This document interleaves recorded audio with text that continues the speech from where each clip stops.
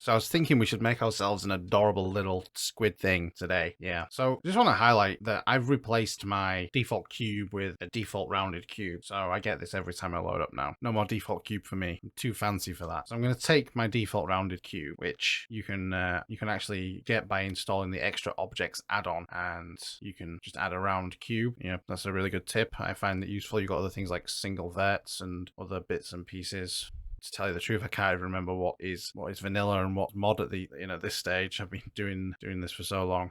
But yeah. Anyway, let's start off with this default rounded view, and this is going to be the head or the body or both for our squid. So I always like to move things up a little bit. And squids are kind of tall, but not too tall, so we'll have a little bit of headroom here. So in edit mode, squids are kind of pointy. I want to make like a pointiness, certain amount of pointiness to the head. So I'm just going to grab a single vert.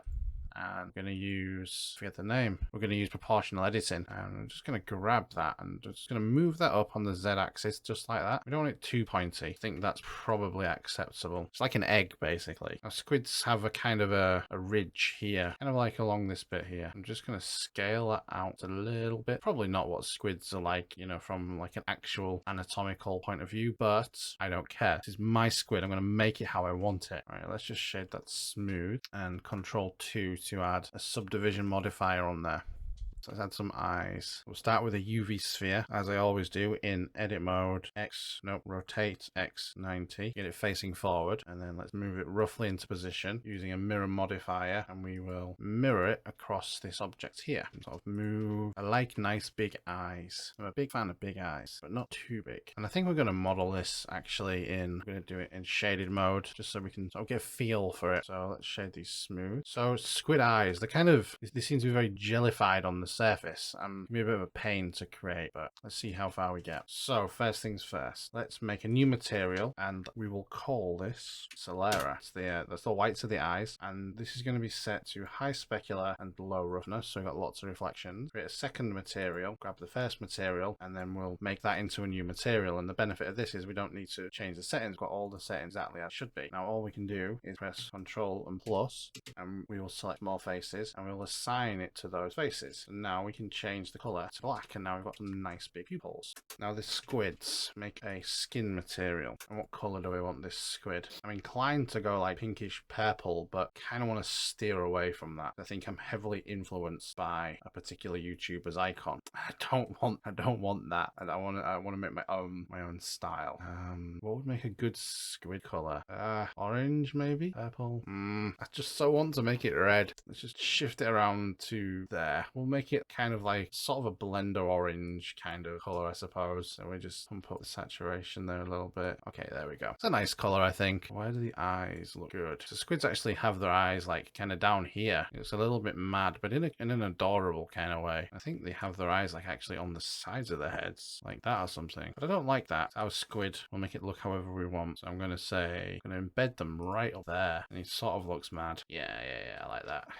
Okay, so we've got the basis of the squid, or his head, I should say. Got the basis of the squid's head. I think it will be worth at this point. No, I'll leave the eyes till later until we've got more of everything. So I want to like work on the shader for the skin before I carry on doing anything else. So I'm just going to make a vertical split and then Shift F3, find my shader editor, get rid of that properties. And so squid skins are kind of spotty. So I'm going to add a texture. I'm going to go with a Voronoi. So I'm going to add some mapping nodes and then Control Shift click so we can preview this. So what I'm trying to do is I'm trying to make little sort of rings. So I'm going to add a color ramp in there as well, just to pump up the contrast. I'm going to turn down the randomness a little bit and down the smoothing, just a smidge of randomness, I think. Right, just trying to get these like general circles and just increase the scale a little bit. I'm just going to try something that I've not tried before. I'm just going to duplicate this. Oops, it's maybe getting a little bit too trippy. No, in my head that was going to be a different outcome, but no.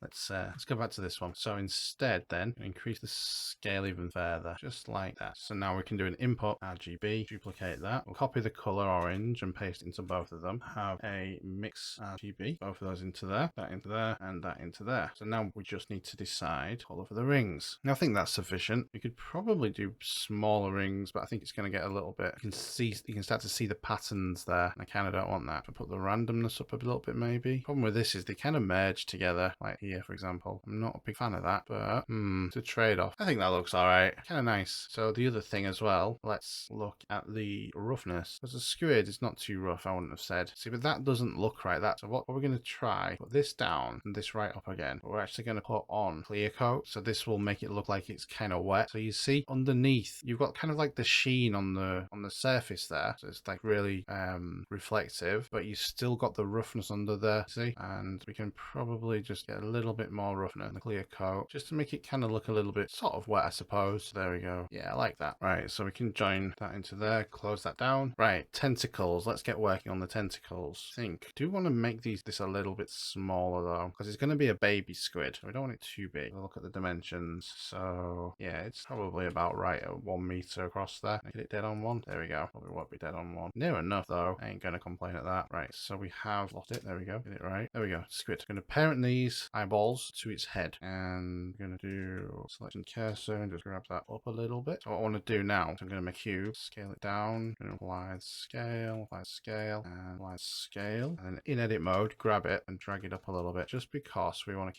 keep the origin on the end on the floor, I think. And now I'm going to grab that face. I'm just going to extrude it all the way out here, and then I'm going to take that edge there, okay, selected, and then we can select that face. We can change the pivot point to the 3D cursor, and now we can scale it, and it will stay flat to the surface, essentially the floor. Okay, now we should probably add a handful of loop cuts to this because it's tentacle and it's flexible. And also let's stick on a subdivision surface modifier. Shortcut for that is Control 2. So now I think that kind of looks a little bit too small. We could do to make it girthier, kind of fits in, right? So we'll shade that smooth and we'll add the skin modifier to it. Not looking too square, is it? No, that is good. Right, so squid have suction cups underneath here, don't they? So I think it would be good if we kind of change the surface of this. So make a new skin, and we're going to call this suction cup, I suppose. Suction cup. And we're just going to change the color of this. So I'd probably say that this needs to be like a single solid color. So we can get rid of that mix. We can disconnect that. Easy mode. I'm an idiot. Let's just undo that terrible choice that I'd made there. Add a, let's start again. Go to skin. Make it a new modifier. If anyone realized my error just then let me know in the comments. Okay, so suction cup. We disconnect that link, and let's make it kind of pale. We'll make it a little bit more pastellian, so we can add that to that. Kind of a harsh blend, I suppose. And we should probably apply the scale to that, because that, why is that so stretched? Let me examine my node. Right, skin generated. I would have thought that, why is it stretching it? Okay, change it to object, it kind of fixes it, but problem with that is that when it moves, it will change it. Or will it?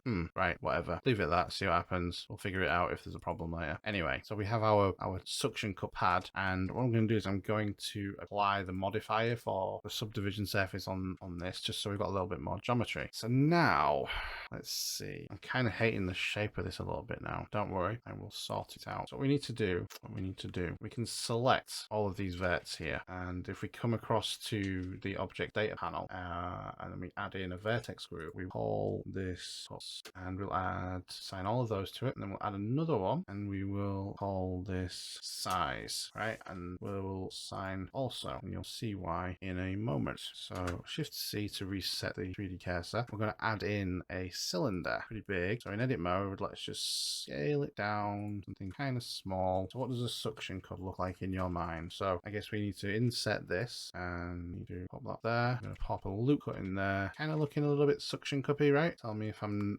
doing this wrong. Tell me if it doesn't look like a suction cup. This is all, though, you don't need that, I'd say. I would probably take all of these and put a nice little bevel on there. That overlapping. Can't even see. Take it to about there, I would say. I kind of think that I want to pull this in again a little bit, and then also bevel this just to make it nice and smooth. So there we go. We've got a suction cup, and we'll add the material for the suction cup to that. Now what I want to do with these skins while I'm thinking about it now is I'm going to copy the color and paste it. I'm going to add subsurface to it, and that's kind of making it a little bit more flesh-like, I suppose. Change that to like a red. I'm going to do the same for the skin as well. I'm going to have to go in the shader editor to do this. So another vertical split, Shift F3 to go across to the shader editor. I'm going to take this, I'm going to plug that into the subsurface color and crank that up. So now, hopefully, we'll get a little bit more of a a look to it, a little bit more of a fleshy look to it, I suppose. So join these together again. A little bit of a tangent. I am a little bit chaotic, not gonna lie.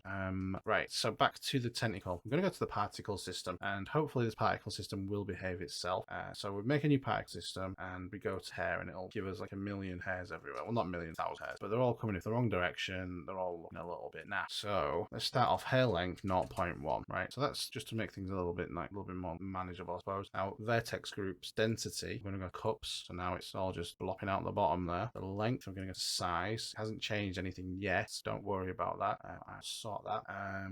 What we're looking for is the render. So we want to render as objects. I'm gonna rename this cup to octopus 1 cup. Come back over to the tentacle. I've said tentacle so many times it's kind of losing its meaning. Tentacle. We've always been saying tentacle. I'm worried now I've been saying something else. Anyway, right, so objects, and so we pick the instance object of cup, and this is where the fun begins, because you should be able to see we've got tiny little teeny tiny to scale. Let's just start this at 1. Right, there's going to be a lot of faffing, a lot of tweaking here. So first things first, let's rotate this on the y-axis 90, and we will object rotation, and that is upside down, I think. So rotate y -90 and rotate y -90. Right, there we go. So got all these suction cups coming out of here. I think it might be better to come into shaded mode, unshaded. What's it called? This one, viewport shading. Sorry, and do it from here. So where do we want to emit from? We want to emit from the vertices. So there we go. We've got almost a full thing of them. But how many vertices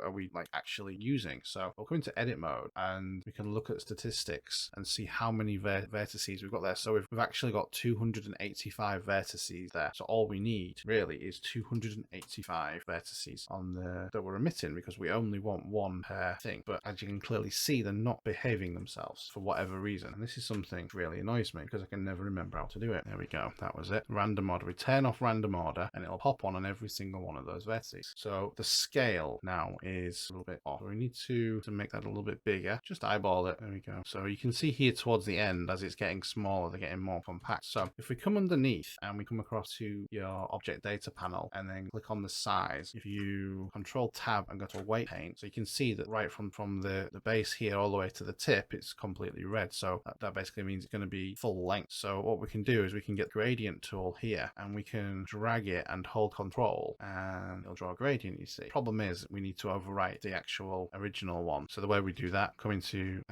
edit mode, select everything, and we just set the weight 0 and click sign, and then there we go. It cleared everything from that. What we'll do again, and just click, hold control, and drag. And as you can see, as I'm doing it, hearing, so we can take it as far as we need to. I think they're big enough. All right, the way up here, that looks about right. So see there at the end, these little suction cups, I've got little tiny ones, and then up here they're big ones. So that's pretty neat. Now I'm going to learn how to do this in geometry nodes. I've never really touched geometry nodes, but I think that using geometry nodes is probably going to be an easy way of doing this. But be that as it may, that's the way I'm doing it. My squid, do what I want. Right, so we don't need that on there, that cup, because we're using that. Next thing to do, what I found is that we need to make the instances real, because if we don't, it causes problems when we start bending and adjusting. It won't update the rotation properly. So here's what it is. And now we can disable the particle system, shift click on the tentacle, and control J to join that. So now we've got one full model with all these pieces. Right, there we go. So next step, before we start making the other tentacles, we're going to complete this one first. So we need to add an armature. Start with a single bone, and in your object properties, you need to come over to visibility, viewport display, and we're going to say in front and wire. Now in edit mode, we're still rotating around the 3D cursor, so we can rotate 90 to get it into the orientation that we want, and then we're just going to grab it and move it to here. And all we're going to do is literally, no, in fact, no, we're not. I always make this mistake. We're going to make an insy-wincy one here on the x-axis, and then we're going to extrude this one, and then we're going to extrude another little insy-wincy one. So what I want to do now actually is I'm not going to keep it in the I forget the name of it, the triangle. We'll see in a second. So we have it as octahedral right now. We don't want this octahedral, we want it as B-bone. And now if we come to the individual bone settings, we can turn bendy bones on, and we can give it like, not that one, we can give it like 10 segments, which is really cool. And we can change the display size of this one. So we'll do 5. So that just makes it a little bit smaller, and we can see the difference between this. Right, so why are we doing this? So if we come across to pose mode, and what we can do is come on to the bone constraints, and we want to do a stretch 2 constraint, and we're going to stretch it to this one, bone 2, I believe. Yeah, right, so that would be stretching to that one, which is what we want. Now in your bendy bones, so you see the start and end handle, so we want to change this tangent, and then we're going going to have the start handle as the bone, which is this one here, and the end handle we're going to do also tangent, and we're going to make it bone 02. So now we've got these handles here, you see. Now, one thing I need to do is back in edit mode, come over to relations, and we're going to change the connected to no and parent to no. And now, as you can see, now that we've got the bone almost in the position we need it to be, come into pose mode and we come across to the armature properties. What we want to do is take these two bones here and we want to put them into this layer here. So if we press M and we move it to there, and all that's done is it's hidden it onto this separate layer. The bones are still there, but you just need to select the individual layer to see them, but it's not necessary to see them once we've got everything finished. We do need them temporarily, but we can hide them as and when necessary, because it can get a little bit in the way, especially when you're dealing with 8 legs. Okay, so that's the leg pretty much done. What I'm going to do is I'm going to come into object mode and I'm going to add in an empty, a sphere, make it a little bit smaller, bring that up a little bit bigger. Right, so we're going to parent the octopus head to this empty. We're also going to come back to the tentacle and we're going to come into pose mode again, and I'm going to come to the constraints and we're going to add child of constraint and pop that to the empty. Now I think I should probably change that to body controller. So now if we come out of pose mode, go into objects mode, you see now how the leg is reacting with body. So the last thing that we need to do is we need to take the leg and then shift click on the bone and control P with automatic weights. And this is the point where I realize I've not saved this for a long time and I've got a feeling that it's probably going to crash and I'm going to be upset. Luckily, we're very, very lucky. This is a lesson. Always save. Don't get too excited about making YouTube videos. Save the goddamn work. Right, so now we should see some movement in... Oh, what is going on here? For some reason, it's not parented any of those bones. The suction cups. How unusual. Right, let me just do a little bit of investigating. So, come out of object pose mode. Right, reset everything. Come into object mode. I'm in edit mode. I'm going to select everything. In fact, I'm going to select this. I'm going to hide it. So, oh gosh, this is going to be a pain in the bum. Right, okay, so this is kind of interesting to see, like, troubleshooting. You know, this just kind of demonstrates that things are not always perfect and you need to kind of think about what's going on and how to fix these things. Now, my theory is that these suction cups are not intersecting the mesh sufficiently so, and it's causing it to not pick them up. So the theory is that if I extrude into the mesh more, it's going to pick those up. And there's two reasons for this, that I'm doing it this particular way. Because first of all, there is probably a way to do this with the automatic weighting of the armature, but I don't know how to do that. So that's reason one why I'm not even doing it any other way. Reason two is that when you start to deform an object, it will, depending on the weighting, it will pull objects away from each other if they're their own individual shells. If they're not actually linked to one another, they've got a tendency to pull away from each other. So because of that, if I extrude into the tentacle, it'll mean that when it pulls away, it won't show gaps basically. But we have a lot of suckers, as we've established. We had 700. I can't remember how it was a lot. So what I'm hoping will happen is that I can select this one section here, and we can go and select similar, and I'm going to say area. No, select similar by polygon sides. There we go. Right, so that is basically a little hack selecting stuff like this. The only issue is it's both sides. Right, is there a smart way of doing this? So let's see, can I select anything else that could be useful? Select similar normal. Okay, interesting. Still not quite happy with that though. If I do maybe like all of these, if I do select similar normal, so that's pretty much how you do it. So we've almost got them. But you know what? We've got a threshold here as well. Just increase this and see it. No. It's getting the edge ones before it's getting these ones. Okay, we'll take this as a win and we'll just manually grab all these. But that would have been a pain in the bum if we had to do like literally every single one. Almost at the end. So that's not a bad solution. Got a little bit extra. Don't want that one. Just spotted a couple more. Get rid of you. Get rid of you. Get rid of you. See any more? Don't think so. Right. So now we just need to extrude these out. So instead of actually extruding, we'll press Alt S to scale it, just so we're not adding like an unnecessarily large amount of geometry. Right.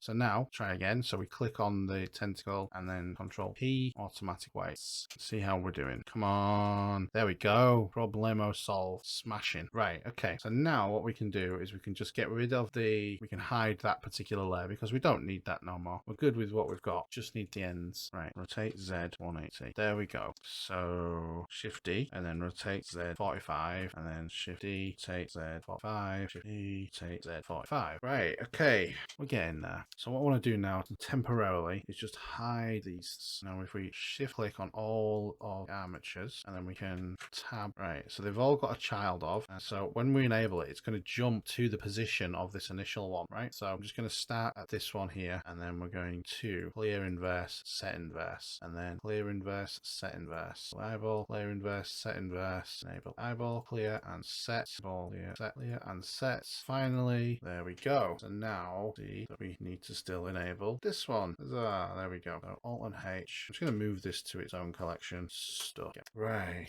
All these armatures. I'm going to move those to their own collection. Bones. Go. And we can come into pose mode. Just get rid of that. Can I do this for all of them? Press Alt 1. Yeah, there we go. Oh, I've got two meshes there, it would seem. Okay. Who is the rogue mesh? You the rogue mesh? No, the other one is the rogue mesh. You're the rogue mesh. That was what was causing me all the problems. There we go. So now we can go back. Shaded mode. A little bit janky. I think I put too many suction cups on. It is what it is. Right. I'm going to take all these separately. I'm going to move these into their own collection. We'll call it legs. Okay. So what I've just done is when you've got objects that are parented to an empty, just like this, right? So I've got these eyes that are parented, this head, which is parented to empty. You could have multiple objects on there. Like you could put some eyebrows on there, which I think might be a good idea actually. But sometimes you're trying to like click and get the empty and you get in the head. So what you can do is come across to the trick toggle, click on this little arrow here. This means select, and then you can actually select the object, deselect it in there. So I can select it here now, but I do this, turns it off, and that makes things a lot easier when you're actually using multiple nested objects like this. So the legs are making it kind of laggy for me. I put too many suction cups on, I think. It's too high, my little PC to handle, but it'll be fine at render.